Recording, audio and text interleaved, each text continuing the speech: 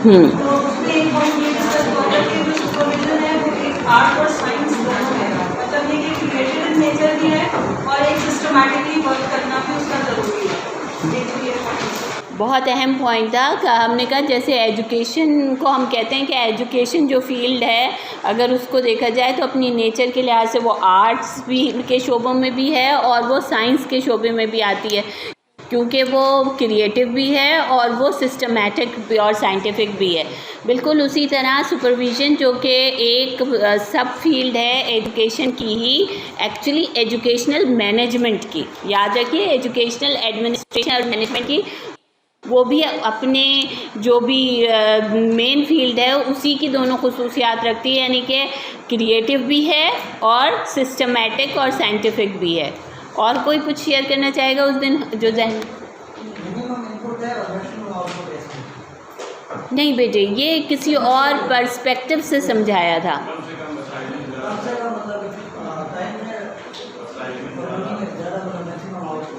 क्या है ये जो बात है ये, हाँ, एडमिनिस्ट्रेशन और मैनेजमेंट का मकसद कम से कम इनपुट में ज़्यादा से ज़्यादा आउटपुट हासिल करना है, मैक्सिमम आउटपुट मैक्सिमम प्रॉफिट हासिल करना है।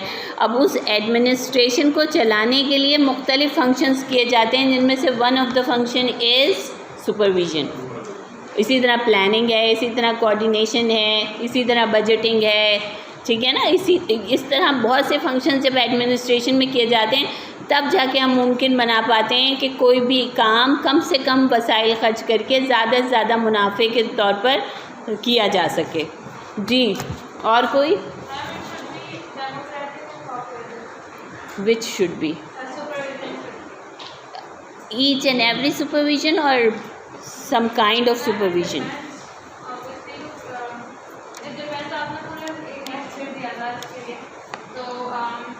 अगर हमारी रिक्वायरमेंट नेचर ऐसा है किसी काम का, किसी फील्ड का, तो उसके लिए फिर उसको देख के ऑनलाइन प्रोसेस होता है, उसको देख के ही उसके लिहाज से आगे की प्लानिंग और सुपरविजन करनी चाहिए अगर रिक्वायरमेंट है। ठीक है, इसको भी थोड़ा सा क्लियर कर लीजिए। जो मतलब हम लर्निंग कर लेते हैं लेकिन हमें उसका स्कोप क्लियर नहीं होता, तो ज़रा से इस बात का समझ लीजिए कि जो पहले इसका कॉन्सेप्ट था, ओल्ड कॉन्सेप्ट, उसका बहुत नैरो स्कोप था। तो वो वन पर्सन जो है उसकी अथॉरिटी पे बेस करती थी, प्लान नहीं होती थी और पीरियोडिक होती थी, और उसमें सारे इख्तियारात उस एक शख्स के पास होते थे, जो वो हुक्म देता था वैसे काम होता था।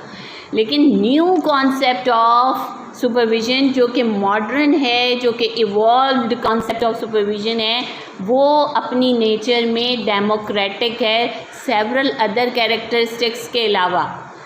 एक तो वो डेमोक्रेटिक है, फिर वो फ्लेक्सिबल है, फिर वो वॉलंटियरी है, ये सब हमने याद किया था ना।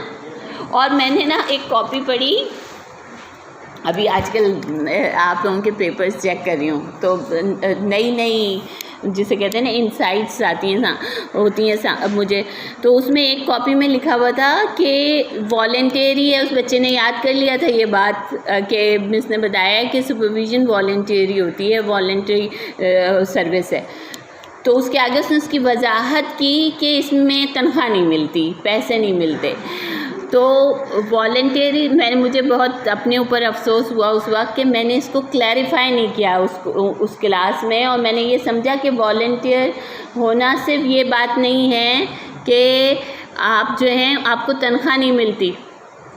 वॉलंटियर करना किसी को मतलब अपनी रज़ा से, अपनी खुशी से, अपनी मर्ज़ी से किसी काम में शामिल हो जाना, कोई ज़बरदस्ती, कोई आपके साथ खौफ इन्वॉल्व ना हो, उसको हम रज़ाकाराना तौर पर शामिल होना कहते हैं। तो तनख्वाह मिलना ना मिलना बाज़ वक़्त रज़ाकार को भी हम ऑनरेरियम दे रहे होते हैं, हम उसे तनख्वाह नहीं कहते, हम उसे एजाज़िया कहते हैं, एजाज़िया कहते हैं। तो ऐसा नहीं है कि सिर्फ तनख्वाह ना मिलना वॉलंटियरी होता है। वॉलंटियरी जॉब्स जो होती हैं वो आपकी अपनी सेटिस्फेक्शन के लिए होती हैं, आपकी दिलचस्पी के लिए होती हैं, आप अपनी खुशी के लिए कर रहे होते हैं और अब ले भी रहे होते हैं ये सर्विसेज अगर आपको चाहिए होती हैं, तो वॉलंटियरी इस मायनों में है। ठीक, और कोई कुछ शेयर करना चाह रहा है सुपरविज़न के हवाले से? इस बच्ची का सुन। हाँ, ये बड़ा इम्पोर्टेंट पॉइंट था, तुम वजाहत करो कि इसकी।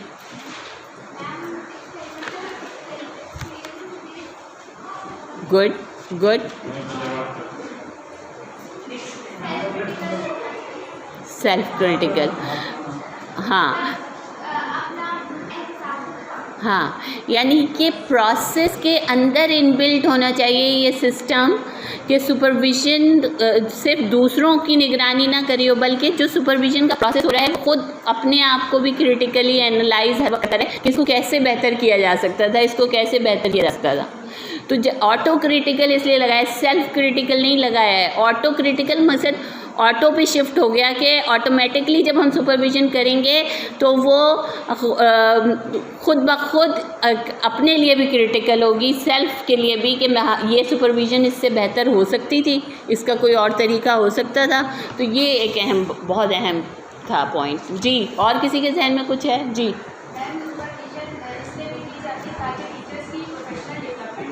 ताकि उनकी मिस्टेक्स को फोकस किया जाए या उनको पनिश करने के लिए नहीं की जाती, बल्कि उनकी टीचर्स की प्रोफेशनल डेवलपमेंट के लिए की जाती है, ताकि वो सीखे कि किस तरह क्लास में पढ़ाना है और खुद वो ऑनरशिप ले और खुद अपना उसको इस काबिल बनाए कि वो खुद अपना सुपरवाइजर बने। देखिए, ये जो पॉइंट है ना, जो सुपरविज़न के सब्जेक्ट में जो मेन डिबेट्स चल रही हैं उनमें से एक डिबेट है जिस पर माहिरीन बहुत ज़्यादा गुफ्तशनीद कर रहे हैं, वो ये कि क्या नाम बदल देने से किसी चीज़ के अंदर से यह खौफ ख़त्म हो जाएगा कि ये हमें चेक नहीं किया जा रहा, इसकी बुनियाद पर हमारी तरक्की वाबस्ता नहीं है, हमें जो भी आगे इंक्रीमेंट्स या पार्क्स या कोई भी यानी कि प्रमोशन मिलना है वो इससे अटैच नहीं है, चाहे वो कितना भी रज़ाकाराना हो अपने लुक में, चाहे वो कितना भी दोस्ताना और जमहूरी हो। एक्चुअली है तो टीचर को इवेलुएट करने के लिए ना। जब ये बात जहन में आ जाती है तो हम वो वाले लोग बन जाते हैं जो अंदर से तो वही पता कर रहे होते हैं कि आ गए हैं हमें चेक करने के लिए, लेकिन ऊपर से बड़े खुश अखलाक और अच्छे और वो बन रहे होते हैं। तो इसका मतलब हमारी फुल इन्वॉल्वमेंट और फुल सपोर्ट नहीं है उस प्रोसेस में। तो ये खौफ कैसे अलग किया जाए? तो वन ऑफ द फंक्शन को करार दिया गया है कि ये भी है, यानी कि हम इसको नज़रअंदाज नहीं कर सकते। जैसे रिसर्च में एक मिसाल दी जाती थी कि हम अनबायस्ड होंगे। भाई जब इंसान है तो अनबायस्ड कैसे होंगे? तो कहते थे कि ऑब्ज़र्वर जो है वो अपने आप को बिल्कुल अलग थलग रखेगा और वो डिटैच हो जाएगा प्रोसेस से। तो जो ऑब्ज़र्वर कोई मक्खी थोड़ी है कि वो जाके दीवार पे चिपक जाएगा और किसी को नज़र थोड़ी नहीं आ रहा होगा, ठीक है ना। वो है, वो जीता जागता इंसान है, उस पर असर उसका उस माहौल पे भी पड़ेगा जिसको वो ऑब्ज़र्व कर रहा है। अब अगर टीचर को पता है कि इस सुपरविज़न के नतीजे में ये सारा कुछ होना है कि क्या ट्रेनिंग्स होनी है, आगे किन लोगों को कौन सी जिम्मेदारियां दी जानी हैं, तो ऑटोमेटिकली उसके अंदर ये खौफ होगा, वो चीज़ों को बेहतर करने की कोशिश उस वक्त कर रहा होगा जब उसको ऑब्ज़र्व किया जा रहा होगा प्रोसेस ऑफ सुपरविज़न। तो अब बाकायदा इस डिबेट को जिसे कहते हैं किया जा रहा है कि हमें इस मकसद को भी वाज़े करना पड़ेगा कि कब हम सुपरविज़न फॉर इवैल्यूएशन कर रहे हैं, जो समेटिव इवैल्यूएशन होती है, यानी कि उसके नतीजे में हम आपकी प्रमोशन या इंसेंटिव्स डिसाइड करेंगे, और ये सिर्फ मखसूस वक्तों पर होगी ऐसी सुपरविज़न। लेकिन सारे टाइम वो सुपरविज़न नहीं होगी, वो फॉर्मेटिव टाइप ऑफ सुपरविज़न होगी जो आपको ट्रेनिंग दे रही होगी, आपके स्किल्स इंप्रूव कर रही होगी, और उसकी बुनियाद पर आपको इवैल्यूएट नहीं किया जाएगा, उसकी बुनियाद पर आपके कोई जो फ़ायदे हैं उनको छीना नहीं जाएगा। और जब आपकी वो वाली की जाएगी जिससे आपकी परफॉर्मेंस को इवैल्यूएट किया जा रहा हो, तब आपको पहले से बताया जाएगा और एथिकली आपके साथ पूरी तरह जो भी प्रोटोकॉल्स हैं उनको फॉलो किया जाएगा, तब हम इवैल्यूएशन कर सकते हैं। तो अब ज़्यादा से ज़्यादा इसको मिनिमाइज़ करने की कोशिश की जा रही है कि लोगों के अंदर से ये खौफ ख़त्म हो जाए कि supervision means evaluation of performance, और इस बात को बहुत ज़्यादा बढ़ा चढ़ा के पेश किया जा रहा है जो जदीद डिबेट्स हैं कि supervision means guidance, supervision means training, supervision means human resource development. Development of a person, holistic development of a person, a professional, एक प्रोफेशनल की होलिस्टिक डेवलपमेंट के लिए सुपरविज़न की जा रही होती है, टीचिंग लर्निंग प्रोसेस के इम्प्रूवमेंट के लिए की जा रही होती है, और उसका एक मामूली सा पार्ट है जो कि है evaluation of the performance of teachers, जो कि सिर्फ एक मखसूस वक्त पर होगी और वो बता के की जाएगी, और बाकी पूरे टाइम जो कंटिन्यूसली होगी वो फॉर ट्रेनिंग होगी, फॉर गाइडेंस होगी, फॉर इम्प्रूवमेंट होगी, improvement of the teachers instructions, teacher नहीं, टीचर्स इंस्ट्रक्शंस, क्योंकि हम टीचर को एक प्रोफेशनल समझ रहे हैं और उसका काम क्या है, उसकी इंस्ट्रक्शंस, उसको इम्प्रूव करना हमारा मकसद है। हम उस पर काम करेंगे और उसके ज़रिए टीचिंग लर्निंग एनवायरनमेंट को इम्प्रूव करें, ये हमारा काम था। इतने अच्छे पॉइंट्स बताए हैं, इसका मतलब है कि क्लास हमारे साथ है और वो समझ रही है जो कुछ बात है। मैं ये सब्जेक्ट पढ़ाते हुए ज़रा खौफज़दा ही रहती हूँ कि पता नहीं समझ आ रहा है कि नहीं आ रहा है। एक टॉपिक और शेयर करना चाह रही हूँ, उसके बाद फिर मॉडल्स और ह्यूमन रिलेशंस की तरफ आऊँगी, क्योंकि ह्यूमन रिलेशंस का टॉपिक मैंने देखा कि शायद स्टूडेंट्स के इतना क्लियर नहीं हो सका और वो बड़ा वेग लिखते हैं। मैं आपको बता रही हूँ, हालांकि आपके पिछले वालों की कॉपियाँ मैंने चेक की हैं, लेकिन नज़र आ रहा होता है कि पैटर्न्स क्या जा रहे हैं। तो हम अपनी गलतियाँ ठीक कर रहे होते हैं ऑटो क्रिटिकल होकर कि हमने ठीक नहीं बच्चों को समझा पाए वो कॉन्सेप्ट। तो उससे पहले कुछ टॉपिक कवर करना चाह रही हूँ, जो आपका 5वां चैप्टर है, role of administrator as supervisor. ऐसे ही है क्या लिखा हुआ है, क्या है? अच्छा नहीं, तो कहीं पर रोल ऑफ सुपरवाइज़र है ना, पहले यूनिट में, उसको हम कवर कर लेते हैं। एग्जैक्टली, इसको हम कवर कर लेते हैं। अच्छा, ये ध्यान में रखिएगा, ये रिस्पॉन्सिबिलिटीज़ हम जब डिस्कस करेंगे तो ये एक सुपरवाइज़र के अंदर होनी चाहिए। बाद में हम जितने मॉडल्स पढ़ेंगे उसकी वजह से चेंज नहीं हो जाएंगी, वो एक सुपरवाइज़र की क्वालिटीज़ हैं। अब वो चाहे जो है क्लिनिकल मॉडल पर ज़्यादा वो करता हो फोकस, वो डेवलपमेंटल पर जो हम पढ़ेंगे आगे चल के वॉक थ्रू पे करता हो, उससे फ़र्क नहीं पड़ेगा। ये उस ज़ात के अंदर क्वालिटीज़ होनी चाहिए, और फिर हम उसके बाद उसकी रिस्पॉन्सिबिलिटी पढ़ेंगे कि ये रिस्पॉन्सिबिलिटीज़ उसको अंजाम देनी है, चाहे वो किसी भी अप्रोच के साथ टीचर्स को एड्रेस करे। तो यहाँ एक टॉपिक मैंने आज इसलिए निकाला कि ये हम पढ़ लेते हैं, क्वालिटीज़ ऑफ इफ़ेक्टिव सुपरवाइज़र।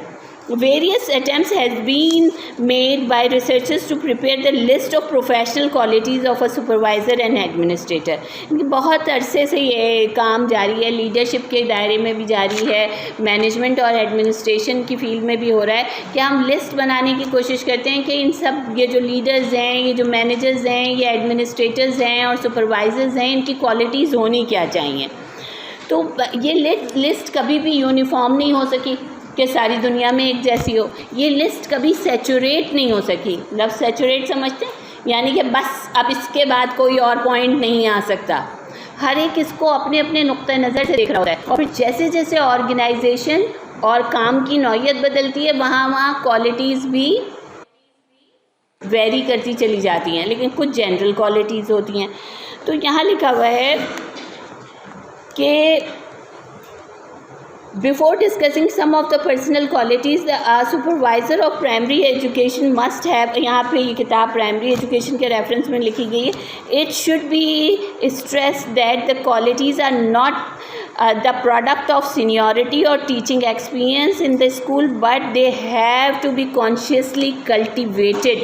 बहुत इम्पॉर्टेंट बात कह रहे हैं कि हमें ये समझ लेना चाहिए कि सुपरवाइज़र के अंदर जो क्वालिटीज़ हम आगे डिस्कस करने जा रहे हैं कि प्रोफेशनली कौन सी क्वालिटीज़ होनी चाहिए, वो उसके पास एक्सपीरियंस के थ्रू नहीं आती, बल्कि उसको कॉन्शियसली अपने अंदर एफ़र्ट्स करके इन खुसूसियात को पैदा करना पड़ता है।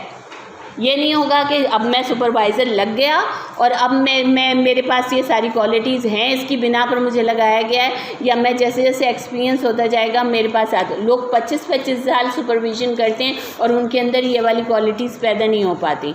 और कोई बिल्कुल नोविस जो सुपरवाइज़र है, जो अभी अभी दाखिल हुआ है इस फील्ड में, और वो इन सारी क्वालिटीज़ का हामिल होता है, तो हमें ऐसे वेरिएशंस नज़र आती हैं। तो हमें इन क्वालिटीज़ को, चाहे हम एक्सपीरियंस्ड हों चाहे बिल्कुल नोविस सुपरवाइज़र हों, हमें अपने अंदर पैदा करना है। एक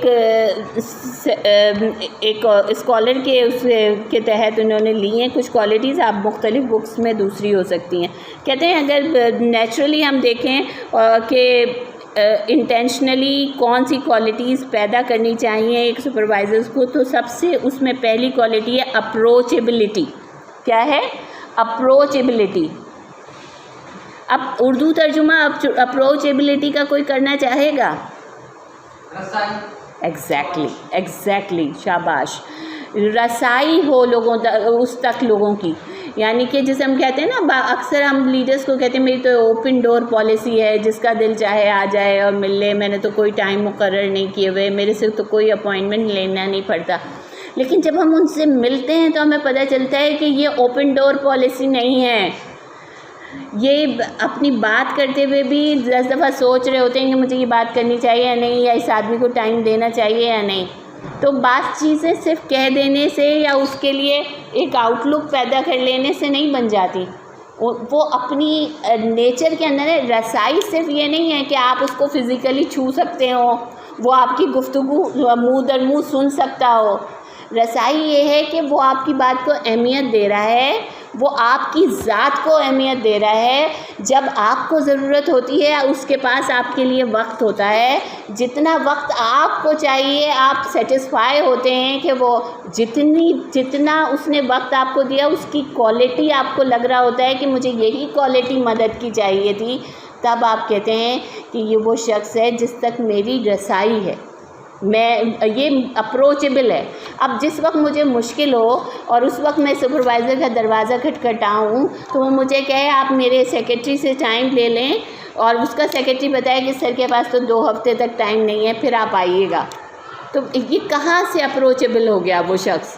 जब मेरा मसला अभी था और 2 हफ्ते में स्ट्रगल करती रही या उसके नुकसानात बर्दाश्त करती रही, और उसने मुझे तब टाइम दिया 2 हफ्ते बाद, जब मेरा वो या तो मसला ख़त्म हो गया या मैं उसमें शदीद क्राइसिस में आ गई। तो फिर इसका मतलब ये सुपरवाइज़र अप्रोचेबल नहीं है। तो ज़रा सा इसको पढ़ते हैं। As supervisor who is accessible to teacher is a friendly person। तो जो अप्रोचेबल होगा वो कैसा होगा? फ्रेंडली पर्सन होगा। But he must be able to move naturally and freely from the informal talk to deeper level of conversation। कितनी खूबसूरत बात कही है। लेकिन ये ना हो कि वो इतना फ्रेंडली हो कि पता चले काम तो फिर भी नहीं निकला, 1 घंटे की गपशप लगा के हम तो निकल आए बाहर सुपरवाइज़र के पास से और मसला हल नहीं हुआ। उसके घर के भी सारे मामला पता चल गए, हमने भी अपने सारे बता दिए, मसला वहीं की वहीं रहा। तो फिर नहीं, यानी कि सुपरवाइज़र एक शख्स ऐसा है जो कि फ्रेंडली है, लेकिन वो जानता है। क्या हुआ महक मेरा बच्चा, क्या हुआ? छोड़ो ना, अभी ये पढ़ लेते हैं, फिर अटेंडेंस का मसला देखेंगे। तो सुपरवाइज़र एक ऐसा पर्सन है जो है तो फ्रेंडली, कि हमें उसके पास जाते हुए खौफ नहीं आ रहा होता, हमें पता है हम इससे हर बात कह सकते हैं, लेकिन उसको पता है कि कैसे मैंने इनफॉर्मल टॉक से फॉर्मल टॉक पे शिफ्ट हो जाना है और असल मसले पे आ जाना है। जैसे ही ये शख्स कंफर्टेबल हो जाएगा बात करते हुए मुझसे, मैं मुद्दे पे आ जाऊंगा और मैं उस बात को डिस्कस करूंगा, उस मसले को, और उसको हल बता के भेजूंगा। तो ये क्वालिटी उसके अंदर, हम कहते हैं ना कि ये सुपरविजन रखने वाला शख्स है। तो ये ऐसा एक्सेसिबल शख्स है, ऐसा अप्रोचेबल शख्स है जो लोगों को इनफॉर्मली अपने से करीब करता है ताकि वो उससे खौफ पैदा महसूस ना करें, लेकिन ये हमेशा अपनी फॉर्मल रिस्पॉन्सिबिलिटी निभा रहा होता है। इसको पता होता है कि मैं एक फॉर्मल और प्रोफेशनल टास्क में हूँ, और ये फौरी तौर पर वक्त ज़ाया किए बगैर जैसे ही वो कंफर्टेबल फील करता है उसके साथ असल मसले पे आ जाता है। He should encourage and welcome new ideas and try them in actual situation. वो हमेशा जो आप लेकर आए हैं मसले के साथ आप आइडियाज़ भी लेकर आते हैं उसके पास। इसकी एक अप्रोच हमेशा आपको नज़र आएगी, इसकी वजह से हम इसे अप्रोचेबल कहते हैं कि ये आपके आइडियाज़ को हमेशा वेलकम करता है और इसकी कोशिश होती है अंदर से कि सबसे पहले आपके आइडियाज़ पर काम करने की कोशिश की जाए अगर वो एप्लीकेबल हैं और प्रैक्टिकल हैं। यानी कि वो ये 2-3 अल्फाज नहीं इस्तेमाल करेगा, अच्छा अब तुम छोड़ दो मैं देख लूँगा, अच्छा मैं तुम्हारा ये मसला हल कर दूँगा, कभी ये अल्फाज इस्तेमाल नहीं करेगा आपको। वो ये या वो कहेगा अच्छा बस अब मैं बताऊँगा तुम्हें कैसे करना है, ये अल्फाज कभी इस्तेमाल नहीं करे। वो कहेगा आप अच्छा ये मसला है, पूरी डिटेल्स उसकी सुनेगा, उसके बाद आपसे कहेगा तो आपके ख़्याल में इसको कैसे हल किया जा सकता है, अच्छा ये आइडिया, अच्छा अगर ये चीज़ें हैं तो इसमें से आप सबसे ज़्यादा कंफर्टेबल किसके साथ हैं, अगर इसको मॉडिफाई ऐसे कर लिया जाए तो भी आप कर सकेंगे इसको, उसी के आइडिया को, तब वो अप्रोचेबल है। अप्रोचेबल देखिए कैसे कैसे वो बता रहे हैं कि अप्रोचेबल शख्स कैसा होता है। He must also be good listener, अभी हमने बात की ना कि वो अच्छा लिसनर होना चाहिए सबसे पहले। And find time to discuss with teachers what they want to discuss individually और इन ग्रुप, और उसके पास हमेशा टाइम होना चाहिए इस बात के लिए कि टीचर अलहदगी में उससे क्या बात करना चाह रहा है या वो ग्रुप के साथ उससे क्या बात करना चाह रहा है। ये टीचर की मर्ज़ी है कि वो कौन सी चीज़ ग्रुप के साथ करना चाह रहा है उससे डिस्कस, और कब वो उससे इंडिविजुअली बात करना चाह रहा है। वो नहीं उसको कहेगा कि तुम अकेले क्यों आए, सबके साथ आना, या तुम मुझसे अकेले में मिलना। ये उसकी कंफर्ट है टीचर की कि वो फैसला करे, और वो दोनों सूरतों में अवेलेबल होना चाहिए। दूसरी क्वालिटी है परसेप्टिवनेस। परसेप्टिवनेस, अब इसका तर्जुमा कौन करेगा?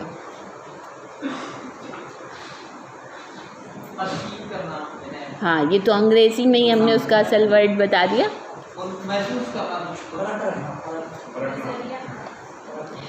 देखिए परसेप्शन का लफ्ज़ इस्तेमाल होता है इदराक और फ़हम के लिए, ठीक है ना। तो इदराक रखने वाला, फ़हम व फ़रासत रखने वाला, ये उर्दू में इसका लफ्ज़ है। यानी कि जो समझ जाए, जो जल्दी से चीज़ को कंप्रिहेंड कर ले, उसको जान जाए, अंडरस्टैंड कर पाए, उसकी सलाहियतें अंडरस्टैंड करने की बड़ी क्विक हो, क्विक और एफिशिएंट हो, उस शख्स को हम कहते हैं इसका परसेप्शन बहुत अच्छा है। ये परसीव जल्दी कर लेता है, चीज़ों को परसीव जल्दी कर लेता है।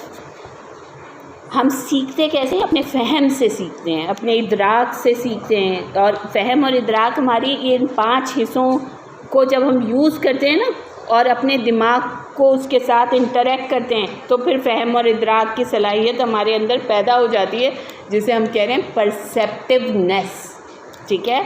तो ये उसमें होनी चाहिए, क्योंकि हमने इसको कहा है कौन है ये? सुपरविजन रखने वाला, supervisor. A high level of awareness enables a supervisor to notice significant elements in a situation.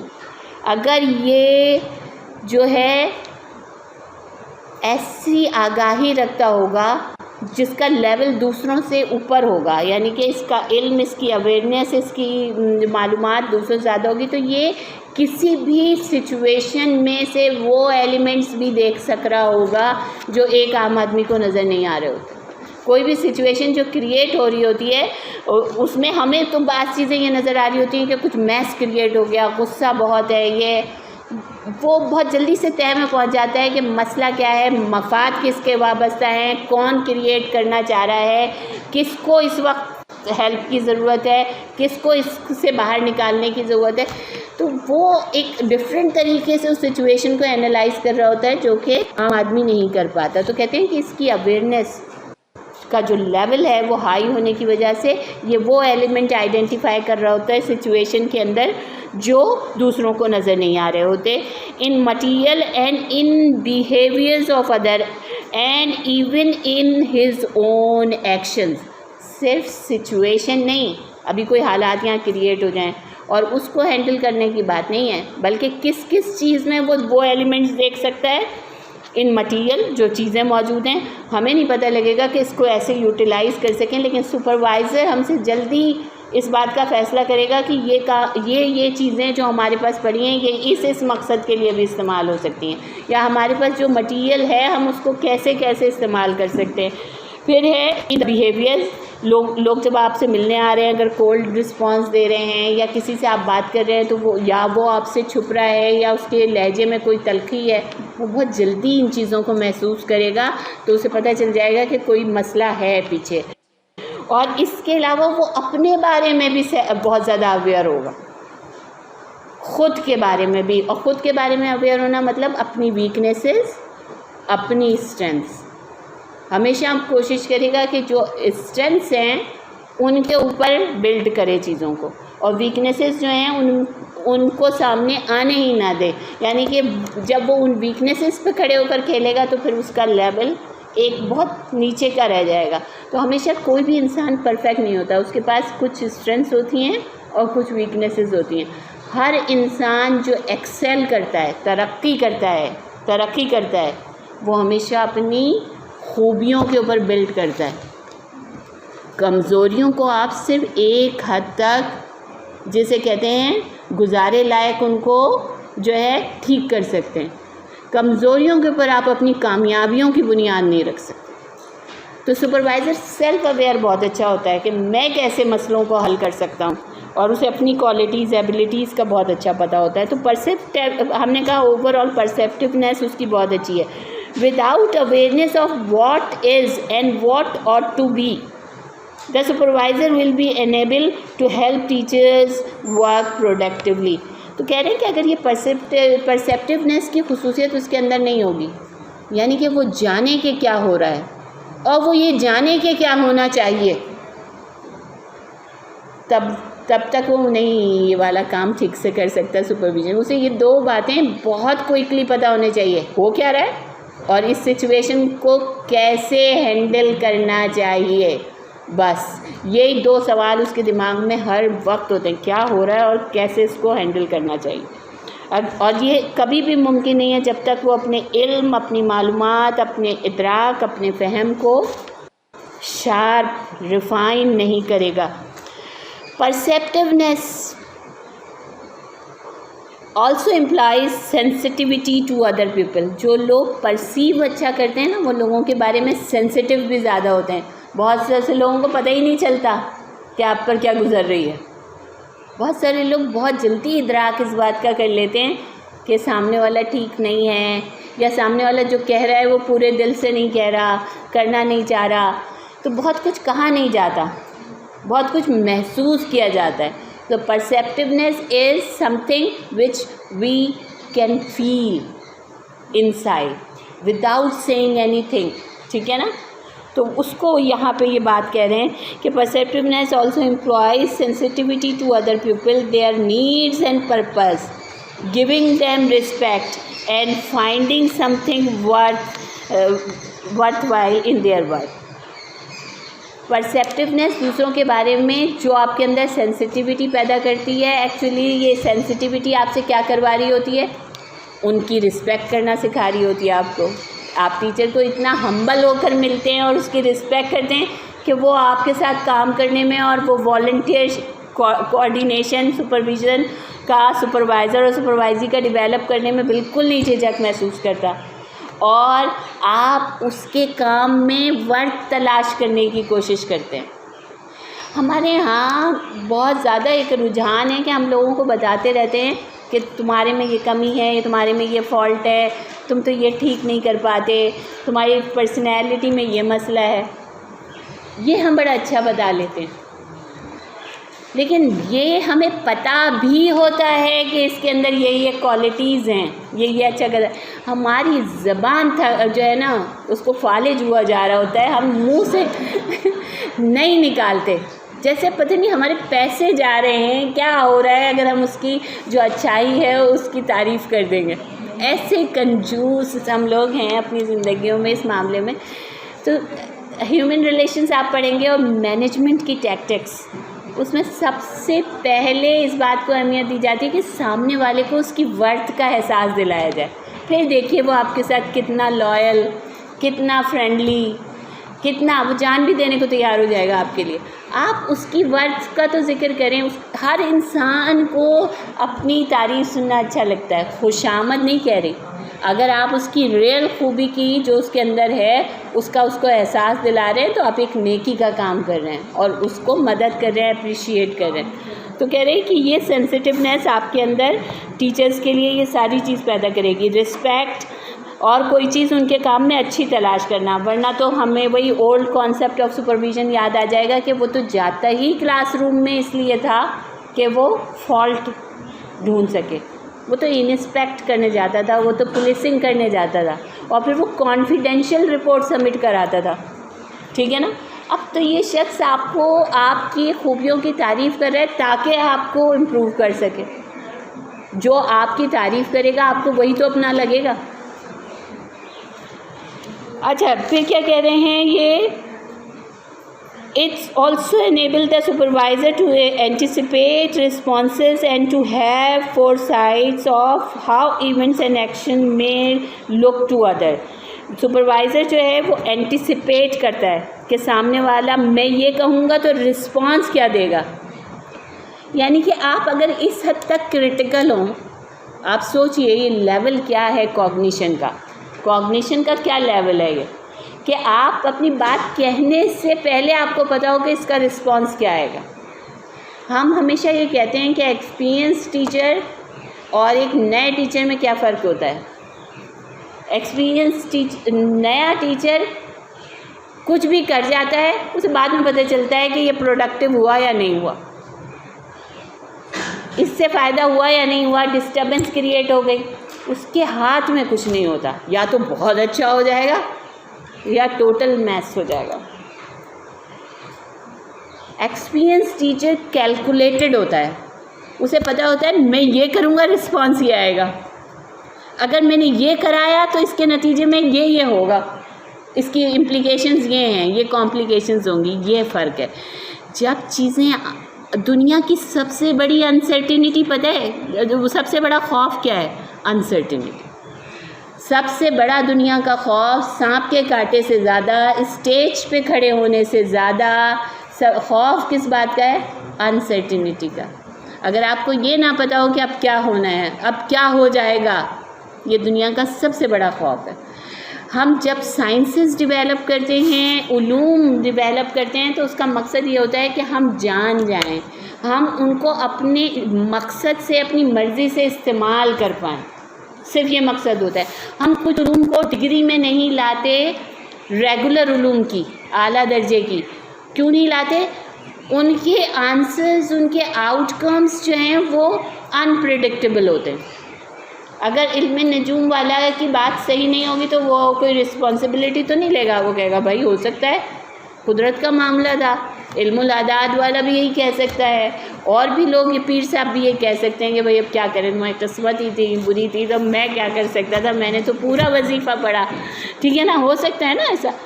लेकिन जदीद साइंसेस के उलूम में ये सब नहीं आएंगे, क्योंकि अगर आपको ये नहीं पता कि मैं ये करूँ तो इसका रिज़ल्ट ये होगा, चाहे वो रिज़ल्ट उसकी कॉम्प्लिकेशंस के नतीजे में हो, चाहे उसके फ़ायदे में, तो फिर वो इल्म नहीं है, फिर वो साइंस नहीं है। अभी उसको डेवलप होने की ज़रूरत है, अभी उसको मज़ीद बॉडी ऑफ नॉलेज चाहिए, ठीक है ना।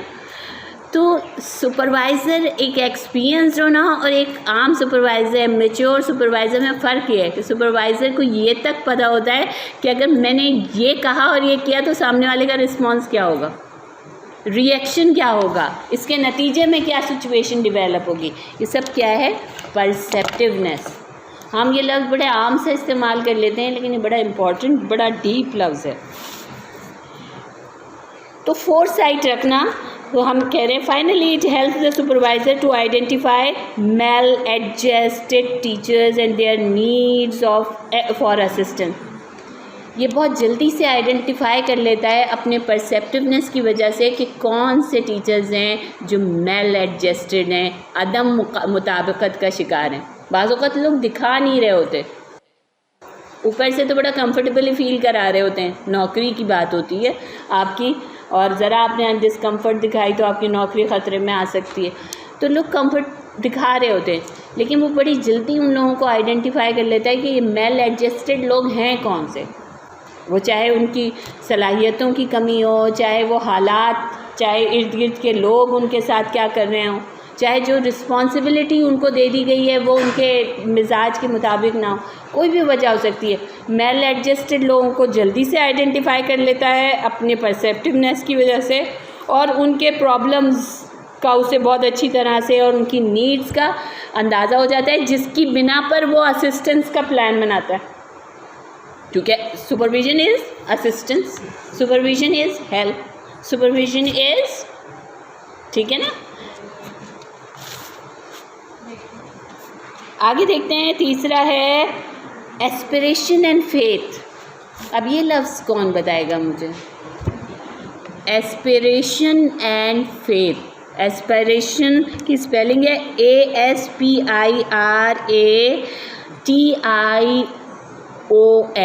Aspiration and faith. एग्जैक्टली, ख्वाहिशात, आपके ड्रीम्स, आपके हम क्या चाहते हैं, आपकी एस्पिरेशंस क्या हैं, ठीक है ना।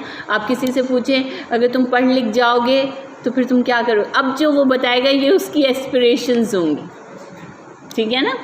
आपके ख्वाब, आपकी खुशियाँ, आपकी मुस्तकबिल से उम्मीदें, ये सब आपकी एस्पिरेशंस हैं। और फेथ, यकीन उस चीज़ पर। Aspiration, vision and faith should characterise instructional leaders. Instructional leaders को कैरेक्टराइज करेंगे तो हमें ये 3 नाम बहुत नुमाया तौर पर नज़र आएंगे, एस्पिरेशन, विजन और फेथ। वो बहुत पुरएतमाद, पुरयकीन होते हैं जो कुछ वो कर रहे हैं उसके ऊपर। ये इंस्ट्रक्शनल लीडर एक बेहतरीन होगा, उसे अपने ऊपर बड़ा एतमाद और यकीन होगा। दूसरे, उसका विजन बहुत ब्रॉड होगा, बहुत डीपर होगा, और उसकी एस्पिरेशंस बहुत हाई होंगी। चेंज करना चाहेगा माहौल को, आम मीडियोकर ऑर्डिनरी लेवल से ऊपर ले जाना चाहेगा कि एक और लेवल पर मीडियोकर लेवल पर तो सब चल रहा है, तो तब जाके वो लीडर होगा। हम उसके साथ सुपरवाइज़र लीडर है, एडमिनिस्ट्रेटर लीडर है, मैनेजर लीडर है, ये सब लीडर्स हैं एक्चुअली, और एजुकेशन सिस्टम के लीडर्स हैं ये। तो कह रहे हैं इनके अंदर ये 3 चीज़ें पाई जाएंगी। The supervisor should be articulate about his aspiration and faith. Supervisor को चाहिए, ये क्वालिटी में है उसकी, कि वो अपने फेथ और एस्पिरेशन को बयान करे, लोगों के आगे लाए, इसको छुपा के रखने की ज़रूरत नहीं है, यानी कि लोगों से शेयर करे, उन्हें बताए। Unless the supervisor keep himself abreast of new knowledge and development and believe in what he profess, वो कभी भी जब तक नई नॉलेज को अपने अंदर लाएगा नहीं और उसको डेवलपमेंट के लिए इस्तेमाल नहीं करेगा, और अपने बिलीव्स को, उसके अपने बिलीव्स उन चीज़ों पर नहीं होंगे जिनका प्रचार वो कर रहा होगा, तब तक वो कामयाब नहीं होगा। तो पहले उसे ख़ुद अपनी नॉलेज बढ़ानी है, अपने लिए उन चीज़ों को अपनी डेवलपमेंट के लिए इस्तेमाल करना है, और फिर दूसरों को प्रोफेस करना है, और उसका पूरा यकीन और एतमाद होना चाहिए उन चीज़ों पर जिस पर वो दूसरों को अमल करने को कह रहा है। He can either inspire others nor face the unexpected challenges. जब तक वो ये नहीं करेगा, वो ना दूसरों को इंस्पायर कर सकेगा और ना ही अनएक्सपेक्टेड चैलेंजेस को हैंडल कर सकेगा। ये जो अब बताने जा रही हूँ, बिकमिंगनेस एक क्वालिटी है, ये मुझे बहुत पसंद है। मैं समझती हूँ कि एक इंसान की ज़िंदगी में अगर ये बिकमिंगनेस है, आप किसी भी शोबे में हो, किसी भी हालात में हो, किसी भी उम्र के हिस्से में हो, ये बिकमिंगनेस आपको अलाइव रखती है। तो देखते हैं ये बिकमिंगनेस है क्या, कोई इसका तर्जुमा करना चाहेगा? बिकमिंगनेस कहीं पे भी खुद को एडजस्ट करना किसी भी हालात में। अच्छा, ठीक है, हो सकता है ये इसका तर्जुमा। और कोई अपने ख्यालात, आज आबिद है ना, फुल फॉर्म में, हाँ है ना, माशाल्लाह माशाल्लाह, अल्लाह आपके इल्म को इसी तरह जिला बख्शे। जी बेटे। हाँ ठीक है, अच्छा है, अच्छा है। और जी बेटा, स्टैंडर्ड सेट है तो उसको अचीव करने के लिए कोई स्टैंडर्ड सेट होगा जिसके लिए आप मेहनत करते हैं। टारगेट को परस्यू करने आप जैसे एक विलिंगनेस होती है तो बेटर एंड बेटर एक आपने जो अपना एक टारगेट बनाया होता है अपने आप को।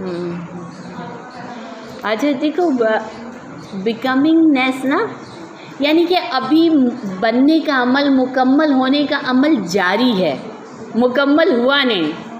अगर ज़िंदगी में ये एहसास बाकी है तो आप में कुछ करने की थ्रिल है। आप हमेशा एक्टिव रहेंगे, आपके लिए कोई स्टेज लास्ट स्टेज नहीं होगी, कोई स्टेज बुढ़ापा नहीं होगा, कोई स्टेज थकन की नहीं होगी। अभी भी कुछ करना बाकी है, अभी भी कुछ बनना बाकी है, अभी भी। मैंने ज़िंदगी में मकसद, हम वही कहते हैं ना, किसने, अरस्तु ने कहा था ना, हैरत से शुरू होती है फ़िलासफ़ी। एक घर में बैठी हुई थी और बड़ी बड़ी बड़ी नफीस खातून थी, यानी कि हम उनको बड़े उससे देखा करते थे, अपनी यंग एज की बात बता रही। तो उनसे मेरी वालदा ने पूछा, और आपका बेटा क्या कर रहा है आजकल? तो उन्होंने जवाब दिया, उसने अपनी तालीम मुकम्मल कर ली है और अब मकसद अपना बिज़नेस या जॉब स्टार्ट कर रहा है। मेरे दिमाग में ये जुमला अटक गया उस दिन। उसके बाद मैं बहुत सालों और जब याद आता था तो उस पर सोचती थी कि तालीम मुकम्मल कर ली उसने। अच्छा, तालीम मुकम्मल कब होती है? अच्छा, तालीम मुकम्मल हो जाती है अगर बीए कर लें, तो हो सकता है किसी की नज़र में तालीम मुकम्मल हो जाती हो मैट्रिक कर लें, हो सकता है किसी की नज़र में तालीम मुकम्मल हो जाती हो पीएचडी कर लें, है ना? लेकिन तालीम तो मुकम्मल नहीं होती फिर भी, ऐसे ही है ना? तो हाँ, वो था ना, ये राह में एक चल रहा था शख्स और वो उसे बहुत किताबों की तलाश होती थी, हर वक्त कुछ पढ़ रहा होता था। तो उससे लोगों ने पूछा कि भाई अब क्यों पढ़ रहे हो? अब तो तुम पढ़ भी चुके, सारी क्लासेस तुमने पास कर ली और अब तो तुम पढ़ा रहे हो। तो कहने लगा इसीलिए तो पढ़ रहा हूँ कि अब पढ़ा रहा हूँ, पहले तो पढ़ रहा था इसलिए नहीं पढ़ रहा था कुछ भी, लेकिन अब तो पढ़ना पड़ेगा क्योंकि अब पढ़ा रहा हूँ। तो बिकमिंगनेस अपने अंदर, अगर ये मुझे बहुत पसंद है कि आपने अगर बिकमिंगनेस को का एहसास अपने अंदर बरकरार रखी। हाँ हाँ, जैद मुसलसल भी है ये एक तरह का,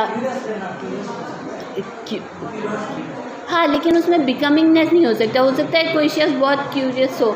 आज एक रक्शे वाले ने मुझसे पूछे ये सवाल, आजकल मैं रक्शे में आ जा रही हूँ ना, तो बड़ा प्यारा बच्चा था, उसने पहला सवाल पूछा कि मैडम एक बात बताइए, ये यूनिवर्सिटी में जंगल क्यों होते हैं?